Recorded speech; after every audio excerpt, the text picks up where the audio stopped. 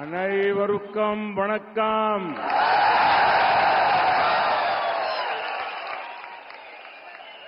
My namaskar to Nellai Appar and Kantimati Amma. I request their blessing to help us serve the people of Tamil Nadu and the whole country. I'm very happy to be with all of you in Nellai. Just like Tirunelveli Halwa, the people of the district and their affection is also very, very sweet. அனைவருக்கும் வணக்கம். நெல்லை மண்ணில அருளாசி கொடுத்துக்கிட்டு இருக்க நெல்லை அப்பருக்கும் காந்திமதி அம்மைக்கும் என்னுடைய பணிவான வணக்கத்தை தெரிவித்து இந்த நாட்டுக்காக உழைக்கும் நல்லாசிகளை எனக்கு தர வேண்டும் என்று வேண்டுகிறேன். நெல்லையில் உங்களை எல்லாரும் பார்த்ததுல எனக்கு ரொம்ப சந்தோஷம். ஏன்னா நெல்லை மக்கள் நீங்கள் எல்லாம் திருநெல்வேலி அல்வா மாதிரி ரொம்ப இனிமையாவும் ரொம்ப இலகிய மனதோடையும் இருக்கிறவர்கள். உங்களை சந்தித்ததில் எனக்கு மிக்க மகிழ்ச்சி. साथियों, कल मैं तिरुपुर और मदुरई में था और आज मुझे तिरुनेलवेली आने का सौभाग्य मिला है. इन सभी स्थानों पर मुझे एक बात कॉमन दिखी.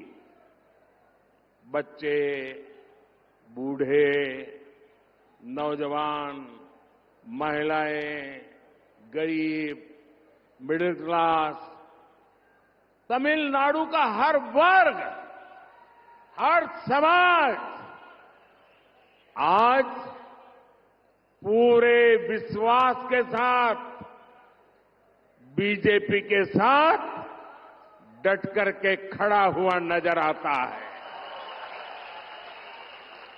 तमिलनाडु के लोग बीजेपी को बड़ी आशाओं से देख रहे हैं.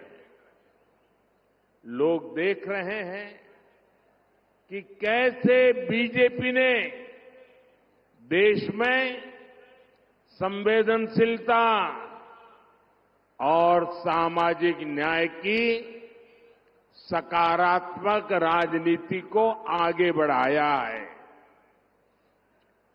तमिलनाडु का ये असीम प्रेम, ये विश्वास हमारे लिए एक बहुत बड़ी जिम्मेदारी है और बीजेपी इस जिम्मेदारी को पूरा करने में आपके विश्वास पर खरा उतरने कोई भी कमी नहीं छोड़ेगी. ये भरोसा मैं आपको देने के लिए आज आपकी धरती पर आया हूं. ये मोदी की गारंटी है. நண்பர்களே, இது மோதியின் கேரண்டி. நண்பர்களே, நேத்துக்கு நான் திருப்பூர் போயிருந்தேன், மதுரை போயிருந்தோம். இன்னைக்கு திருநெல்வேலிக்கு வரக்கூடிய மிகப்பெரிய பாக்கியம் கிடைச்சிருக்கு. ஆனா இந்த எல்லா இடத்துலயும் உங்களை பார்க்கும்போது எனக்கு ஒரு பொதுவான ஒரு பண்பு தெளிவாக தெரியுது. தமிழகத்துல குழந்தைகளாகட்டும், முதியவர்களாகட்டும், இளைஞர்களாகட்டும், பெண்களாகட்டும், ஏழை நடுத்தர குடும்பத்தினராகட்டும், இப்படி எந்த பிரிவினராக இருந்தாலும் பாரதிய ஜனதா கட்சியின் மீது மிகப்பெரிய நம்பிக்கையை வைத்திருக்கிறார்கள்.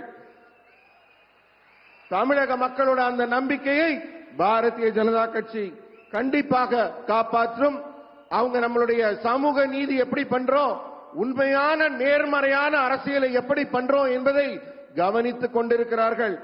உங்க நம்பிக்கையெல்லாம் முழுவதுமாக பாரதிய ஜனதா கட்சி நிறைவேற்றும் என்ற உறுதிமொழியை இன்று இந்த திருநெல்வேலியில் உங்கள் முன்னால் வைக்கிறேன். இது மோடியின் கேரண்டி. साथियों, तमिलनाडु के लोग भविष्य से कदम मिलाकर चलने वाले लोग हैं। तमिलनाडु की पहचान टेक्नोलॉजी से होती है, नई सोच से होती है। यही बात तमिलनाडु को बीजेपी के और करीब लाती है। हमारी ये साझी सोच और बीजेपी सरकार का ट्रैक रिकॉर्ड ये विश्वास दिलाता है कि बीजेपी ही है जो तमिलनाडु को सही भविष्य की ओर लेकर जा सकती है। ऐसे कई उदाहरण आज आप देख सकते हैं, जैसे कि आज भारत विश्व की सबसे तेजी से बढ़ती अर्थव्यवस्था है और साथ ही हम उन चुनिंदा देशों में से एक है जो रिन्यूएबल एनर्जी के प्रति पूरी प्रतिबद्धता से काम कर रहे हैं। जब रिन्यूएबल एनर्जी की बात होती है तो तमिलनाडु इसकी संभावनाओं से भरा हुआ है। देश इस नई सोच के साथ काम कर रहा है और इसका बड़ा लाभ तमिलनाडु को मिल रहा है। நண்பர்களே, தமிழ்நாட்டு மக்கள் எல்லாம் எப்போதும் வருங்காலத்தை பற்றிய, எதிர்காலத்தை பற்றிய ஒரு மிகப்பெரிய தெளிவுடன் இருப்பார்கள். அதுக்கு முக்கிய காரணம் அவர்களுடைய தொழில்நுட்ப அறிவில அவங்க மிகச் சிறந்தவர்களாக இருக்கிறார்கள். இதுதான் தமிழகத்தை பாரதிய ஜனதா கட்சியோட இப்பெல்லாம் நெருக்கமாக்குது. ஏன்னா பாரதிய ஜனதா கட்சியுடைய அணுகுமுறையும் சித்தாந்தமும் தமிழக மக்களின் எண்ணத்தோடு மிகவும் ஒத்துப் போகிறது, ஒன்றுபடுகிறது. எதிர்காலத்தை நோக்கிய பாரதிய ஜனதா கட்சியின் சிந்தனையும் மக்களின் சிந்தனையும் ஒன்றுபடுவதால் தமிழக மக்களுக்கு பாரதிய ஜனதா கட்சியின் மேல் புது நம்பிக்கையை ஏற்படுத்தி இருக்கிறது. இந்த மாதிரி நிறைய உதாரணம் நான் சொல்லலாம். இது போல இன்னைக்கு இந்தியா வேகமாக வளர்ற பொருளாதாரத்தை கொண்டிருக்கிறது. மேலும் இந்த எரிசக்தியில புதுப்பிக்கத்தக்க எரிசக்தின்னு சொல்றாங்க இல்லையா, அந்த எரிசக்தி துறையில வெளிநாடுகளோட இந்தியாவும் போட்டி போட்டு முன்னேறுது. இந்த புதுப்பிக்கத்தக்க எரிசக்தியை பொறுத்த வரைக்கும் தமிழ்நாடு மிகப்பெரிய வளர்ச்சியை நோக்கி சென்று கொண்டிருக்கிறது. அந்த வளங்கள் எல்லாம் தமிழகத்தில் இருக்கிறது. இந்த நாடு புதிய சிந்தனையோடு செயல்படுகிறது. தமிழ்நாடும் இந்த புதிய சிந்தனையின் வளர்ச்சியில் மிகப்பெரிய பங்கு வகிக்கப் போகிறது. साथियों, एक और बदलाव है जिसे आज तमिलनाडु के भाई बहन देश के बाहर भी महसूस कर रहे हैं। ये बदलाव है दुनिया में भारत का बढ़ता कद, भारत का बढ़ता सम्मान। पूरे विश्व में फैले तमिल कम्युनिटी के लोग जब देखते हैं कि उन्हें भारतीय होने की वजह से सम्मान की नजर से देखा जाता है तो उनका विश्वास मजबूत होता है कि केंद्र सरकार सही काम कर रही है। ये बदलाव देश की स्थिर, विकासशील और मजबूत बीजेपी की सरकार से ही आया है। इसलिए तो आज तमिलनाडु बीजेपी से इतनी तेजी से जुड़ रहा है। நண்பர்களே, உங்களுக்கெல்லாம் ஒரு உதாரணம் சொல்றேன். நீங்க எல்லாம் வெளிநாடுகளுக்கு தமிழ்நாட்டு சகோதர சகோதரிகள் எல்லாம் போறீங்க இல்லையா? அப்ப போகும்போது வெளிநாட்டுல உங்களை எல்லாம் என்ன மரியாதையோட பாக்குறாங்க பார்வையில ஒரு மாற்றம் வந்திருக்குதானே? இந்தியர்களை அவங்க வியப்போடும் பெரிய மரியாதையோடும் பாக்குறாங்க தானே? அந்த பெருமை தமிழக மக்களுக்கும் கிடைத்துக் கொண்டிருக்கிறது. உலகில் உள்ள சமுதாய மக்கள் எல்லாம் இந்தியர்களை இவ்வளவு பெருமையாக பார்க்கிறார்கள் என்பதே மத்திய அரசு சிறப்பாக செயல்பட்டுக் கொண்டிருக்கிறது என்பதற்கு சாட்சி. இந்த மாற்றம் நிலையான உறுதியான வளர்ச்சியை நோக்கிய மாற்றம் என்பதை உணர்ந்து கொண்ட தமிழக மக்கள் இப்ப பாரதிய ஜனதா கட்சியை தேர்ந்தெடுத்து அதன் பின்னே வரத் தொடங்கி இருக்கிறார்கள். साथियों, भाजपा सरकार में पहली बार दिल्ली से तमिलनाडु की दूरी इतनी कम हुई है. आज गरीब, किसान, महिला और युवा उनसे जुड़ी हर योजना का लाभ भारत के दक्षिणी कोने तक पहुंच रहा है. बीजेपी सरकार कैसे काम करती है, आज तमिलनाडु खुद इसका गवाह है. 5 साल पहले तमिलनाडु के सिर्फ 21 लाख ग्रामीण घरों में नल से जल आता था. 20 लाख. आज जल जीवन मिशन के कारण 1 करोड़ से ज्यादा ग्रामीण घरों में नल से जल पहुंचता है. सब जानते हैं कि कैसे घर तक पानी न आने से सबसे ज्यादा तकलीफ घर की महिलाओं को उठानी पड़ती थी. लेकिन घर घर नल पहुंचने से उसने जीवन को आसान कर दिया है. आज तमिलनाडु की 40 लाख से ज्यादा महिलाओं के घर तक, उनके किचन तक उज्ज्वला योजना का सिलेंडर पहुंच रहा है. इससे उन्हें धुएं से मुक्ति मिल गई है.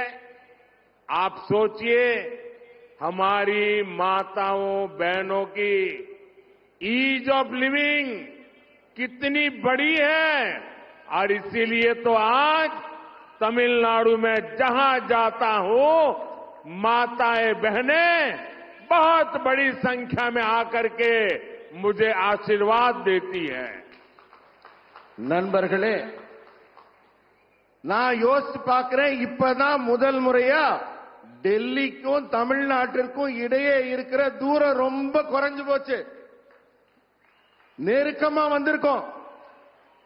இன்னைக்கு ஏழைங்க, விவசாயிங்க, பெண்கள், இளைஞர்கள், இப்படி ஒவ்வொருத்தருக்கான திட்டத்தின் பலன்களும் தமிழ்நாட்டின் மூலை முடுக்கெல்லாம் தென் தமிழக மக்களுக்கெல்லாம் சென்று கிடைத்திருக்கிறது. இதுதான் பாரதிய ஜனதா அரசு எப்படி செயல்படுதுங்கிறதுக்கான ஒரு நல்ல சாட்சியா, நல்ல சான்றா இருக்குது. 5 ஆண்டுக்கு முன்னாடி தமிழ்நாட்டில் கிராமப்புற வீடுகள்ல இருந்த குடிநீர் திட்டம் குழாய் எவ்வளவுன்னா வெறும் 21 லட்சம். ஆனா இப்ப நம்ம அரசு 1 கோடி வீடுகளுக்கும் மேல கிராமப்புற வீடுகளுக்கு குடிநீர் குழாய் இணைப்பு கொடுத்திருக்கோம். வீட்டுல தண்ணி இல்லாததுனால நம்ம வீட்டு பெண்கள்லாம் எவ்வளவு கஷ்டப்பட்டாங்க, எவ்வளவு துன்பப்பட்டாங்கிறதெல்லாம் நமக்கெல்லாம் தெரியும். ஒரே ஒரு குடிநீர் குழாய் இல்லாம இந்த ஏழை பெண்கள்லாம் பட்ட அவஸ்தைய சொல்ல முடியாது. ஆனா இந்த குழாய் நாம் கொடுத்த உடனே அவங்க வாழ்க்கையே சுலபமாகி இருக்கு. இதே மாதிரி உஜ்வாலா திட்டத்தின் மூலம் இலவசமா சிலிண்டர் கொடுக்கப்பட்டிருக்கு. 40 லட்சத்துக்கும் மேற்பட்ட பெண்களின் வீடுகளுக்கு சிலிண்டர் போயிருக்கு. இதன் மூலம் புகையிலிருந்தும் அந்த சமைக்கும் துன்பத்திலிருந்தும் பெண்களுக்கு விடுதலை கிடைச்சிருக்கு. நம்ம தாய்மார்கள், நம்ம சகோதரிகள், இவர்களுக்கெல்லாம் வாழ்க்கையில எவ்வளவு பெரிய நன்மை கிடைச்சிருக்கு, எவ்வளவு பெரிய நன்மை கிடைச்சிருக்குன்னு சொல்லவே முடியாது. அதனாலதான் நான் போற பக்கமெல்லாம் இத்தனை தாய்மார்கள், இத்தனை பெண்கள் திரளாக வந்து எனக்கு ஆசி கொடுக்கிறார்கள், வாழ்த்து சொல்கிறார்கள். அந்த தாய்களுக்கும் பெண்களுக்கும் மிக்க நன்றி. साथियों, आज अगर देश 100 कदम आगे बढ़ता है तो तमिलनाडु भी उतनी ही तेजी से आगे बढ़े, ये मोदी का संकल्प है। इसलिए बीते 10 वर्षों में अगर हमने देश में अनेक नए एम्स खोले तो मदुरई में भी एम्स खोलने जा रहे हैं। आज अगर देश में हर गरीब को 5 लाख रुपए तक के मुफ्त इलाज की गारंटी मिल रही है तो उसमें 50 लाख से ज्यादा लाभार्थी हमारे तमिलनाडु के भाई बहन हैं। और ये सेवा हम तब कर रहे हैं जब राज्य में ऐसी सरकार है जो हमें तमिलनाडु के हित के लिए भी सहयोग करने के लिए तैयार नहीं है। इसलिए तमिलनाडु के विकास की विरोधी राज्य सरकार से ऐसे विकास विरोधी राजनीतिक दल से आप सबको सतर्क रहने की जरूरत है। अब उनसे हिसाब मांगने की जरूरत है। इन लोगों ने तमिलनाडु के विकास के नाम पर आपको खूब लूटा है। इतना ही नहीं, आपके बच्चों के भविष्य को उन्होंने गहरे गड्ढे में डाल दिया है। और अब मैं आपको गारंटी देता हूं, मैं आपके बच्चों के भविष्य को बर्बाद नहीं होने दूंगा। मोदी ऐसा नहीं होने देगा। और ये भी मोदी की गारंटी है। इधर मोदी न गारंटी। நண்பர்களே, साथियों, तमिलनाडु की इस धरती का भगवान श्री राम के साथ जो संबंध है वो दुनिया जानती है। 22 जनवरी को अयोध्या में होने वाले आयोजन से पहले मैं जो अनुष्ठान कर रहा था उसके तहत विभिन्न मंदिरों में गया था, धनुषकोडी भी गया था। सदियों के इंतजार के बाद अयोध्या में प्रभु राम का राम मंदिर के निर्माण से पूरा देश खुश है। इसी विषय पर संसद में एक प्रस्ताव आया था। अभी कुछ ही दिन पहले पार्लियामेंट में एक रिजोल्यूशन आया था, लेकिन इस दौरान डीएमके के सदस्य सारे एमपी सदन छोड़ करके भाग गए। डीएमके इस व्यवहार ने फिर साबित किया है कि उन्हें आपकी आस्था से कितनी नफरत है।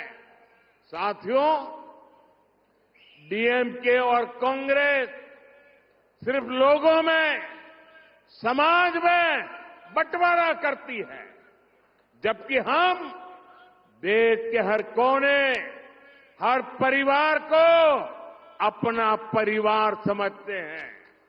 मैं इसका एक उदाहरण आपको देता हूं। तमिलनाडु और तमिल लोगों से मेरा इतना लगाव है कि हमने तमिलनाडु की संतान एक दलित बेटे को मंत्री बनाया है।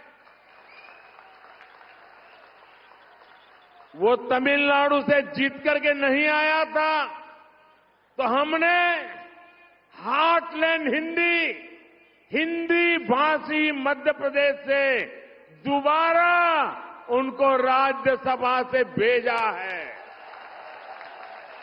क्योंकि हम तमिलनाडु को प्रेम करते हैं। साथियों, बीजेपी राष्ट्र प्रथम, नेशन प्रथम, नेशन फर्स्ट का सिद्धांत लेकर चलने वाली पार्टी है।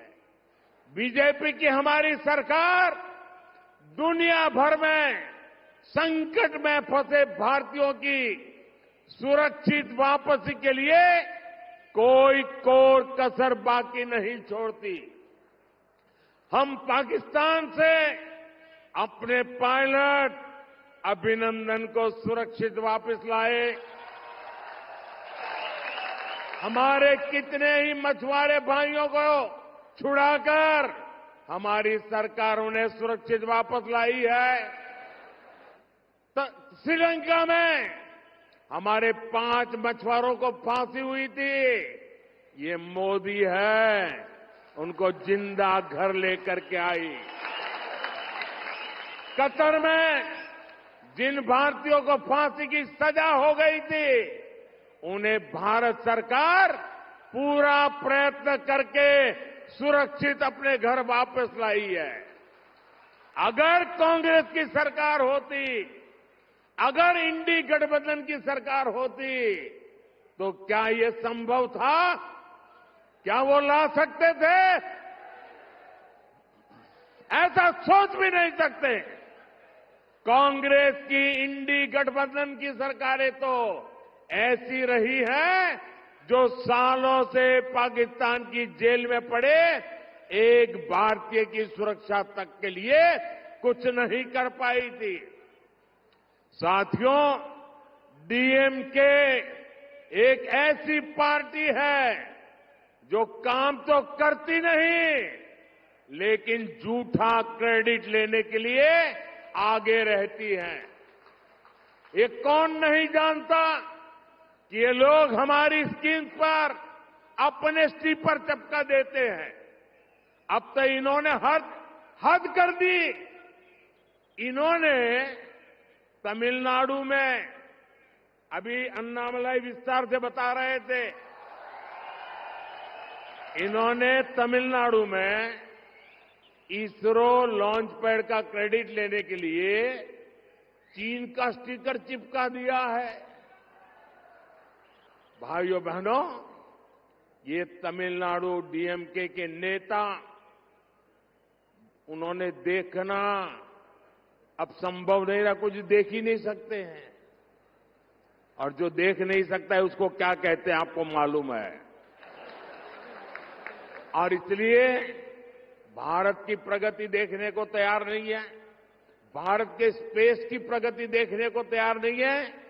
और जो पैसे आप देते हैं, जो टैक्स तमिलनाडु के भाई बहन देते हैं, उन पैसों से उन्होंने एडवर्टाइजमेंट दिया और एडवर्टाइजमेंट दे करके उसमें भारत के स्पेस का चित्र नहीं रखा। भारत के स्पेस की सफलता को वो दुनिया के सामने, तमिलनाडु के सामने रखना नहीं चाहते थे। उन्होंने हमारे साइंटिस्टों का अपमान किया, हमारे स्पेस सेक्टर का अपमान किया, आपके टैक्स के मनी का अपमान किया, आपका अपमान किया। ऐसा आंखें बंद करने वाले, पूरी तरह न देख पाने वाले ये डीएमके को अब सजा करने का मौका आ गया है। நண்பர்களே, நம்ம பாரத தேசம் 100 மடங்கு முன்னேறினா தமிழ்நாடும் இணையா 100 மடங்கு முன்னேற வேண்டும். இது மோடியின் உறுதிமொழி. உங்களுக்கு நாடு எவ்வளவு முன்னேறுதோ தமிழ்நாடும் அவ்வளவு முன்னேறும். அதனாலதான் 10 ஆண்டுகள்ல இந்தியா முழுக்க எய்ம்ஸ் திறந்தப்ப தமிழ்நாட்டிலையும் மதுரையில எய்ம்ஸ் திறக்கிறோம். 50 லட்சத்துக்கும் மேற்பட்ட பயனாளிகள் இலவச சிகிச்சை பெறாங்க. இப்ப தமிழ்நாட்டின் நலனுக்காக நாங்கள் எடுக்கும் முயற்சிகள் எல்லாம் எங்களுக்கு ஒத்துழைப்பே கொடுக்காத ஒரு அரசாங்கம் இங்க நடந்துட்டு இருக்கு. மத்திய அரசு என்ன செஞ்சாலும் ஒரு குறை சொல்றாங்க அரசாங்கத்துல. அதை மீறி மக்களுக்கு நாங்கள் நன்மை செய்து கொண்டிருக்கிறோம். நீங்க எல்லாம் யோசிச்சு பார்க்கணும். இவங்க ஏன் நாட்டின் வளர்ச்சியை தடுக்கிறாங்க? திட்டங்களை ஏன் தடுக்கிறாங்க? மத்திய அரசு கொடுக்கக்கூடிய மக்கள் நலத்தை எல்லாம் தடுக்க வேண்டும், இதை கெடுக்க வேண்டும் என்ற எண்ணம் ஏன் இந்த மாநில அரசுக்கு இருக்குன்னு நீங்க எல்லாம் யோசிச்சு பார்க்கணும். நீங்க எல்லாம் ரொம்ப எச்சரிக்கையாகவும் இருக்கணும். ஏன்னா அவங்க வளர்ச்சியை தடுக்கிறது எதுக்குன்னா நாட்டை கொள்ளையடிக்கிறதுக்காகத்தான். ஆனா உங்க மோடி அது நடக்க விட மாட்டார். அதை தடுத்து நிறுத்துவார். இரும்பு கரம் கொண்டு அந்த கொள்ளையடிக்கும் முயற்சி தடுக்கப்படும். தமிழ்நாட்டுக்கும் ராமருக்கும் என்ன சம்பந்தம் கேட்கிறாங்க. நான் அயோத்தியில திறக்கிறதுக்கு முன்னாடி இங்க இருக்க தனுஷ்கோடியில இருந்து மிகப்பெரிய கோயில்கள் எல்லாம் போய் இங்க ஆசீர்வாதத்தோட தான் அங்க போய் அயோத்தியில ராமர் கோயில் திறந்தோம். ஜனவரி 12 மொத்த தேசமும் மகிழ்ச்சி அடைந்தது ராமர் கோயில் திறந்தோன்னு. ஆனா பாராளுமன்றத்தில் ஒரு ரெசல்யூஷன் கொண்டு வரப்ப உங்க திமுக எம்எல்ஏக்கள், தமிழகத்தின் திமுக எம்எல்ஏக்கள் வெளிநடப்பு செஞ்சு போறாங்க. அது அவங்களால ஏற்க முடியல. அவங்க இதன் மூலம் என்ன நிரூபிக்கிறாங்க? உங்களுடைய நம்பிக்கையை அவர்கள் எதிர்க்கிறோங்கிறத நிரூபிக்கிறாங்க. அவங்க வெறுப்பு அரசியலை பரப்புகிறார்கள். ஒரே குடும்பம் தன்னுடைய குடும்ப வளர்ச்சியை தவிர நம்ம மாநிலத்தின் வளர்ச்சியை பார்க்கவில்லை என்று நிரூபிக்கிறார்கள். ஆனா பாஜக அப்படி இல்ல. உங்களை நேசிக்கிறோங்கிறதுக்காகத்தான் உங்க குடும்பத்திலிருந்து ஒரு தலித் குடிமகனை, உங்க பிள்ளையை நாங்க மத்திய அரசுல அமைச்சராக்கி இருக்கிறோம். அவருக்கு அதுவும் இல்லாம ஹிந்தி வேற தமிழ் வேறன்னு பேசுறாங்க. ஹிந்தி பேசுற ஒரு மத்திய மாநிலத்திலிருந்து அவருக்கு இப்ப எம்பி பதவியும் மறுபடி கொடுத்திருக்கோம். அதுக்காக நாங்க ரொம்ப சந்தோஷப்படுறோம், மகிழ்ச்சி அடைகிறோம். ஏன்னா எங்களுக்கு நாடுதான் முக்கியம், மக்கள் தான் முக்கியம், தேசம் தான் முக்கியம். ஏன்னா இது வலிமையான பாரதம், வல்லமையான பாரதம். அபிநந்தன் பாகிஸ்தான் பார்டர்ல போய் விமானத்திலிருந்து விழுந்தாரு. ஒரு கீறல் கூட இல்லாம நாங்க கூட்டிட்டு வந்தோமா இல்லையா? ஸ்ரீலங்கால 5 மீனவர்கள் தூக்கு தண்டனை விதிச்சிருந்தாங்க. அவங்களுக்கு தண்டனையா கிடைச்சது. நான் போய் மீட்டுட்டு வரல அவங்கள. யாரால நம்ம நாட்டு மக்கள் மேல கை வைக்க முடியும்? ஏன்னா இங்க இருக்கிறது மோடி. மோடிய மீறி யாரும் இந்தியன் மேல கை வைக்க முடியாது.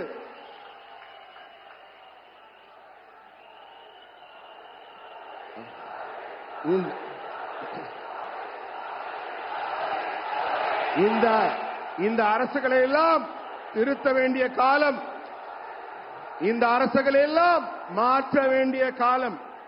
டிஎம்கே பொய் வேஷம் போடுது, டிஎம்கே பிரிச்சாலும் சூழ்ச்சி பண்ணுது. இதையெல்லாம் நம்ம தெளிவா பார்க்க முடியுது. ஆனா இனிமே டிஎம்கேவை பார்க்க முடியாது. இனிமே டிஎம்கே இங்க இருக்க முடியாது. ஏன்னா இங்க அண்ணாமலை வந்துட்டார். உங்க கூட அண்ணாமலை இருக்கார். இனிமே டிஎம்கேவை நீங்க எங்க தேடினாலும் கிடைக்காது.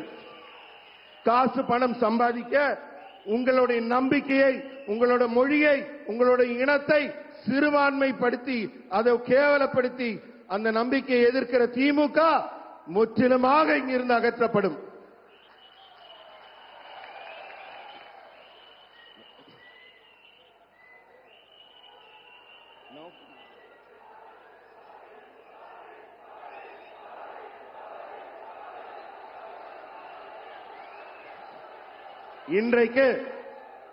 இன்றைக்கு நாங்க ராக்கெட் ஏவுகணை திறந்து விட்டுட்டு வந்திருக்கோம். அதுல நீங்க பாத்தீங்கன்னா திமுக ஒரு விளம்பரம் போட்டிருக்கு. என்ன போட்டிருக்காங்க? சைனாவோட கொடி போட்டு சைனாவோட ராக்கெட் படத்தை போடுறாங்க. அந்த அளவுக்கு தான் அவங்க நாட்டு பற்று இருக்கு. இந்தியாவின் மேல அவங்களுக்கு என்ன பற்று இருக்குங்கிற உண்மையை நீங்க உணர்ந்துக்கணும். साथियों, विकसित भारत के लिए तमिलनाडु का विकसित होना बहुत जरूरी है। इसलिए भारत सरकार की पूरी कोशिश है कि हम यहां ज्यादा से ज्यादा इन्वेस्टमेंट और इंडस्ट्री को ला सके।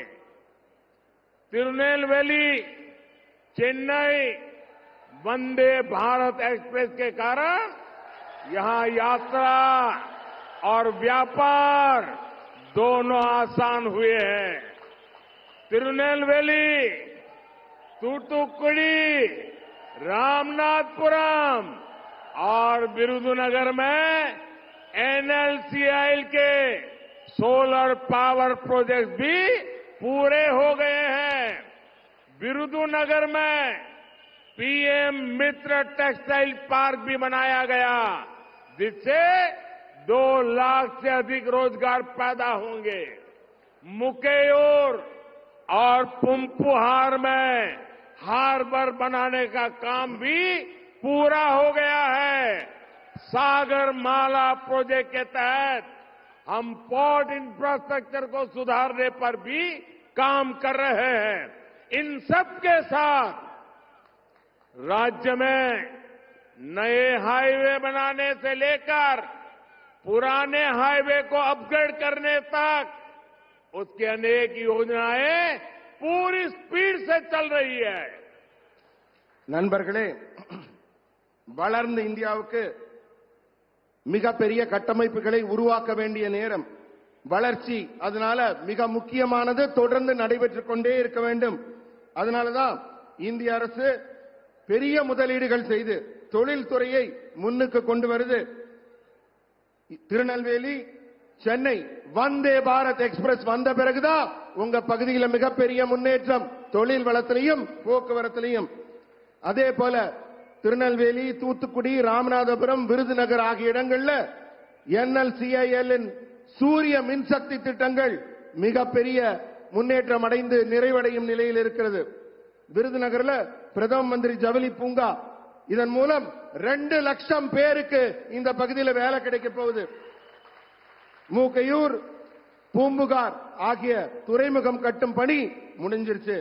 சாகர்மாலா திட்டத்தில் துறைமுக உள்கட்டமைப்பு மிக வேகமாக தமிழகத்தில் மேம்படுத்தப்படுது. இது மட்டுமல்ல, பெரிய பெரிய சாலைகள், புதிய சாலைகள் போடப்படுவதோட பழைய சாலைகள் கூட புதிய சாலைகளாக மேம்படுத்தப்படும் பணி தமிழ்நாடு முழுக்க நடைபெற்றுக் கொண்டிருக்கு. साथियों, मोदी के पास 10 वर्षों का ट्रैक रिकॉर्ड भी है और अगले 5 वर्षों का विजन भी है। हम भारत को 11वें स्थान से दुनिया की 5वीं सबसे बड़ी इकोनॉमी बना चुके हैं। हमारा विजन है कि अब तीसरे कार्यकाल में भारत को विश्व की तीसरी सबसे बड़ी अर्थव्यवस्था बनाएंगे। अगले 5 वर्षों में हम विकसित भारत के लिए अपनी इंडस्ट्रीज का विस्तार करने वाले हैं। आज हमने तमिलनाडु के हमारे युवाओं को अपनी तमिल भाषा में मेडिसिन और इंजीनियरिंग जैसे विषयों की पढ़ाई के विकल्प दिए हैं। अगले 5 वर्षों में एआई, आर्टिफिशियल इंटेलिजेंस और लेटेस्ट टेक्नोलॉजी के जरिए हमारी भाषाओं की ताकत बढ़ेगी, युवाओं के लिए नए अवसर बनेंगे। हमारे अगले कार्यकाल में भारत विश्व के सबसे बड़े इंफ्रास्ट्रक्चर क्रिएटर्स में से एक होगा। बीजेपी सरकार ये सुनिश्चित करेगी कि जो इंफ्रास्ट्रक्चर अब तक विकसित देशों में देखा जाता था, वो हमारे गरीबों के घर तक पहुंचे। நண்பர்களே, இப்ப உங்க மோடி கிட்ட 10 வருஷ அனுபவம் இருக்கு ஆட்சி செஞ்சு. அது மட்டுமல்ல, அடுத்த 5 வருஷம் என்ன செய்ய போறோங்கிற ஒரு உறுதியான திட்டமும் இருக்கு.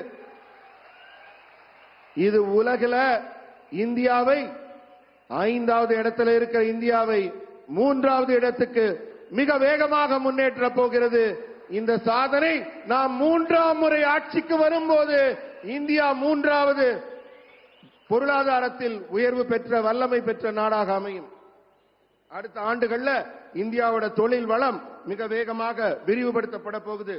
தமிழ்நாட்டு இளைஞர்கள் பொறியியல் வல்லுநர்கள் எல்லாம் தாங்கள் பாடத்தை தமிழ் மொழியிலேயே படிக்கிறதுக்கு, டாக்டர் ஆகட்டும் இன்ஜினியர் ஆகட்டும் தமிழ்லயே படிக்கிறதுக்கான வாய்ப்புகள் உருவாக்கப்படுது. அடுத்த 5 ஆண்டுகளுக்கு செயற்கை நுண்ணறிவுங்கிற ஆர்டிபிஷியல் இன்டெலிஜென்ஸ், அதனால உங்க மொழியோட தன்மையும் உங்க மொழியோட வலிமையும் அதிகரிக்க போகுது. இதனால புதிய வாய்ப்புகள் மொழி வாரியாக உருவாக்கப்படும். நம்முடைய அடுத்த வரப்போகிற ஆட்சி காலத்துல இந்தியா மிகப்பெரிய உள்கட்டமைப்பை உருவாக்குது. சரி, ஏதோ பெருசா ரோடு ஓட போறாங்க, பெருசா கட்டடம் போட போறாங்கன்னு நினைக்காதீங்க. அந்த உள்கட்டமைப்பு இந்த நாட்டின் ஒரு ஏழையின் வீட்டுக்குள்ளும் வரும். ஒவ்வொரு வீடும் உலக நாடுகளில் இருக்கிற அத்தனை வசதிகளையும் பெற்றுவிடும். साथियों, साउथ तमिलनाडु के लोगों के जो मुद्दे हैं वो बीजेपी भली भांति जानती है. बीजेपी इन मुद्दों को लेकर बहुत संवेदनशील है और हम इस पर काम भी करेंगे. ये मोदी की गारंटी है कि साउथ तमिलनाडु में विकास को नई गति दी जाएगी और यहां के युवाओं को काम के लिए घरों से दूर नहीं जाना पड़ेगा. நண்பர்களே, தென்னிந்திய மக்கள் சந்திக்கும் பிரச்சனைகள் எல்லாம் பாரதிய ஜனதா கட்சிக்கு ரொம்ப நல்லா தெரியும். நான் உங்களை எல்லாம் கூர்ந்து நோக்கிட்டு இருக்கேன். இந்த விவகாரங்கள்ல எங்களுடைய உணர்வுகள் மிக தெளிவாக உங்க மனசோட ஒத்து போகுது. அதனால உங்களுக்கு என்ன தேவையான நன்மைகளோ அதை பாரதிய ஜனதா கட்சி கண்டிப்பாக செய்யும். தமிழகத்தின் வளர்ச்சிக்கு புதிய உத்வேகம், புதிய வேகம், புதிய மலர்ச்சி கிடைக்கும். இங்க இருக்க இளைஞர்கள் எல்லாம் வீட்டை விட்டு வெளியில போக வேண்டாம். அவங்க உட்கார்ந்த இடத்துல இருந்து இந்த செயற்கை நுண்ணறிவு புதிய உத்வேகத்தில் கிடைக்கக்கூடிய திட்டங்கள் மூலமாக மிகப்பெரிய பலனை அடைவார்கள். இதுவும் உங்க மோடியின் கேரண்டி. साथियों, 2024 के 24 के चुनाव में एक तरफ विकास और विजन की बात करने वाली बीजेपी है, वहीं दूसरी ओर डीएमके और कांग्रेस जैसी पार्टियां हैं. ये सरकार में इसलिए आना चाहते हैं ताकि अपने परिवार को आगे बढ़ाए, अपने परिवार की जेब भरे. इनसे पूछिए कि तमिलनाडु के विकास के लिए वे क्या करेंगे. ये बोलेंगे पता नहीं है, लेकिन इनसे पूछ लीजिए कि इनकी पार्टी का अध्यक्ष अगला कौन बनेगा, तो ये बात इन्हें जरूर पता होगी, क्योंकि परिवार से ही कोई न कोई अध्यक्ष बनेगा. इन पार्टियों को देश से भी बड़ा अपना परिवार लगता है.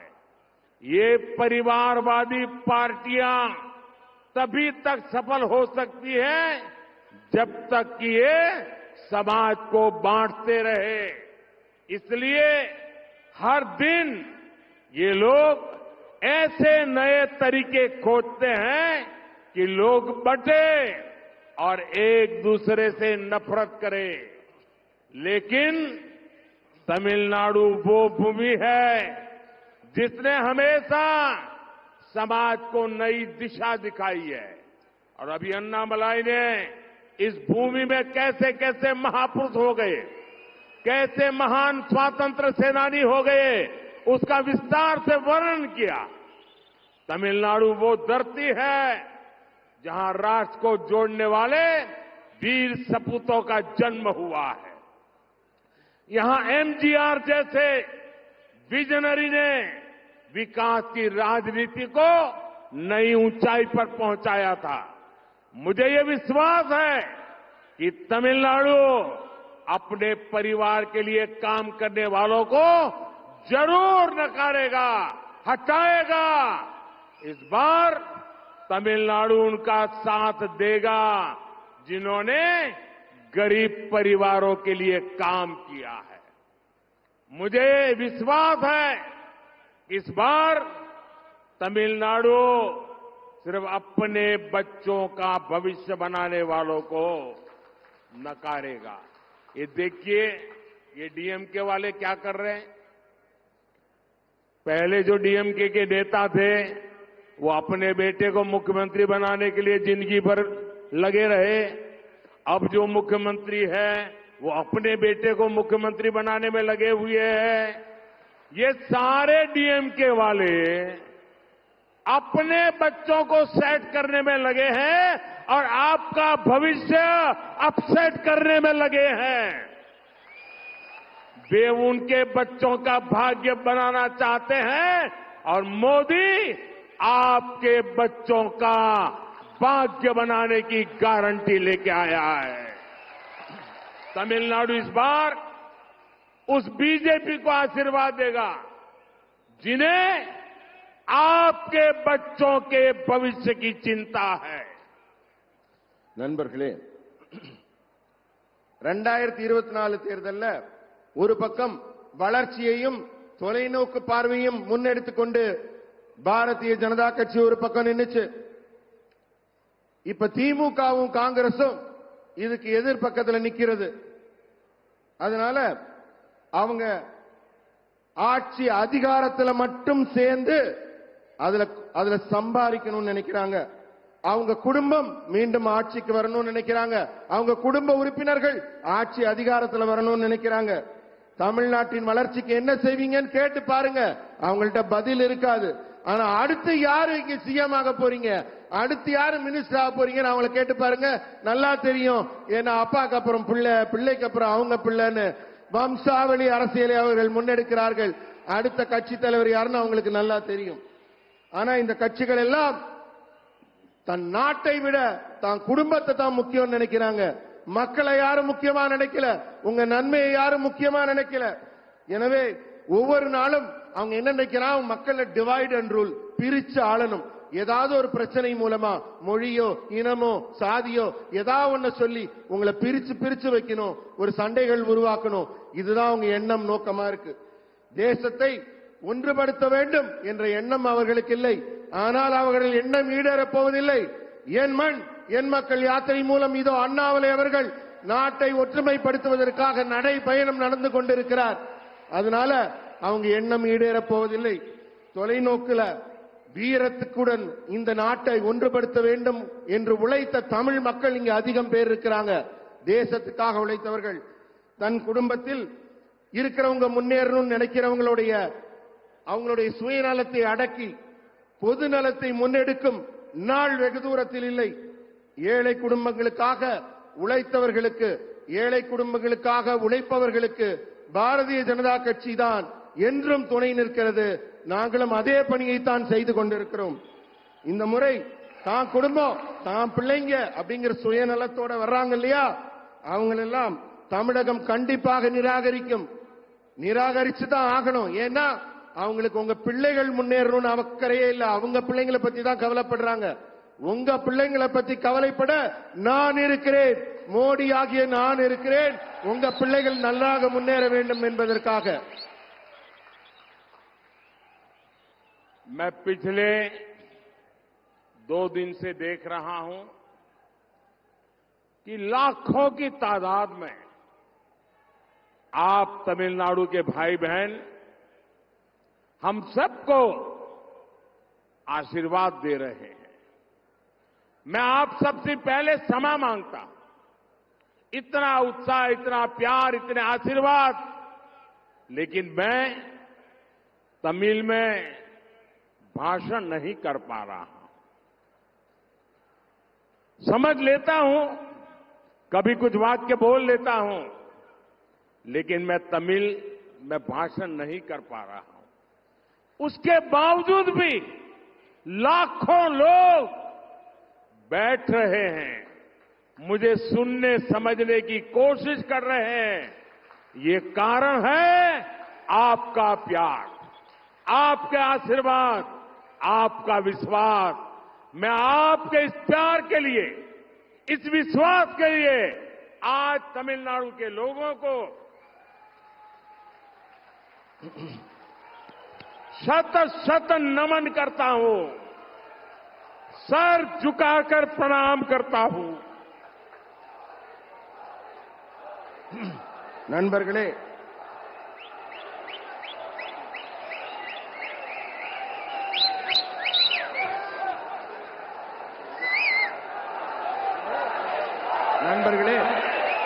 அமைதி. நான் உங்க முன்னாடி நிக்கிறேன். உங்க தமிழ் மொழியில பேச முடியவில்லையே என்ற ஏக்கம் எனக்கு அதிகமாக இருக்கு. அப்பப்ப ஒரு சில வார்த்தைகள் பேசுறேன். ஆனாலும் முழுமையா தமிழ்ல பேசலையே, என் பேச்செல்லாம் உங்களுக்கு புரியுற மாதிரி பேச முடியலையேங்கிற ஏக்கம், ஒரு வருத்தம் எனக்குள்ள இருக்கு. ஆனாலும் இத்தனை பேர், இத்தனை ஆயிரம் பேர் என் முன்னாடி உட்கார்ந்து இருக்கீங்க. என்னுடைய ஒவ்வொரு சொல்லும் புரியாவிட்டாலும் என் மனச புரிஞ்சுக்கிட்டு, என் உள்ளத்தை புரிந்து கொண்டு நீங்க எதிரில் உட்கார்ந்து இருக்கீங்க. உங்களுடைய இதயத்தை, நீங்க எல்லாம் என் மேல வச்சிருக்க நம்பிக்கையை நான் 2 கை எடுத்து கும்பிடுறேன். உங்களை வணங்குறேன், உங்களை தனி வழங்கி கும்பிடுறேன். நீங்க எல்லாம் எனக்கு ஆசி கொடுங்க, எனக்கு வாழ்த்து கொடுங்க, என்னை வாழ்த்துங்கள், எனக்கு ஆசி கொடுங்கள்.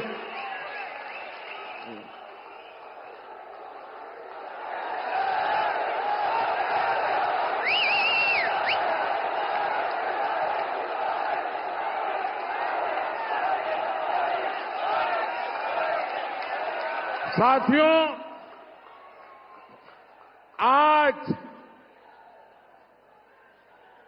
विपक्ष के नेता भी ये कहने लगे हैं कि बीजेपी और एनडीए इस बार पिछले चुनाव का रिकॉर्ड तोड़ने वाले हैं। अब की बार मोदी सरकार, अब की बार मोदी सरकार, अब की बार 400 पार, अब की बार 400 पार, अब की बार 400 पार। निश्चित ही लोगों में बीजेपी के प्रति अभूतपूर्व विश्वास है। हम विश्वास को बड़ी जीत में बदलने के लिए अभी भी हमें बहुत काम करना है। हमें हर घर तक, हर बूथ तक अपने तीसरे टर्म का विजन पहुंचाना है। इसका मतलब है कि आपको हर घर जाकर ये बताना होगा कि मोदी ने तिरुनेलवेली आकर उनका आशीर्वाद मांगा है। मैं तमिलनाडु के मेरे साथी कार्यकर्ताओं को, आप सबको ये जिम्मेदारी देकर जा रहा हूं। जितनी मेहनत आप करेंगे, उससे ज्यादा मेहनत मैं करूंगा। हम मिलकर तमिलनाडु को आगे बढ़ाएंगे।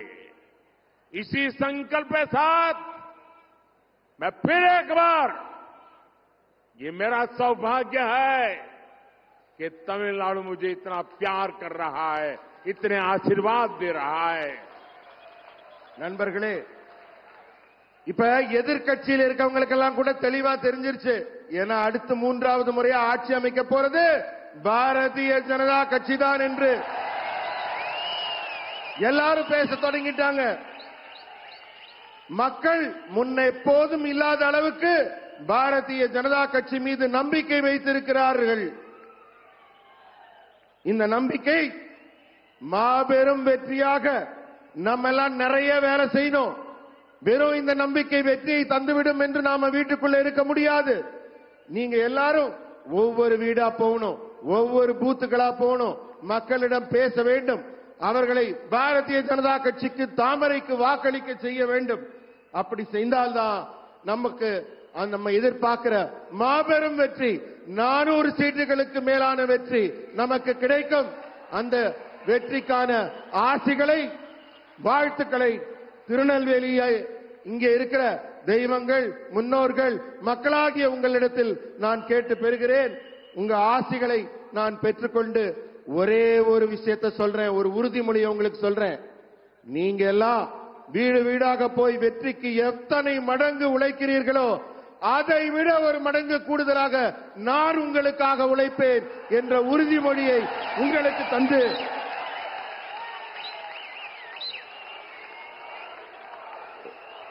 உங்கள் அன்புக்கும் ஆதரவுக்கும் நன்றி கூறுகிறேன். मेरे साथ बोलिए, दोनों हाथ ऊपर करके बोलिए, भारत माता की, भारत माता की, भारत माता की, वंदे वंदे वंदे वंदे वंदे वंदे वंदे वंदे वंदे वंदे. நன்றி, வணக்கம்.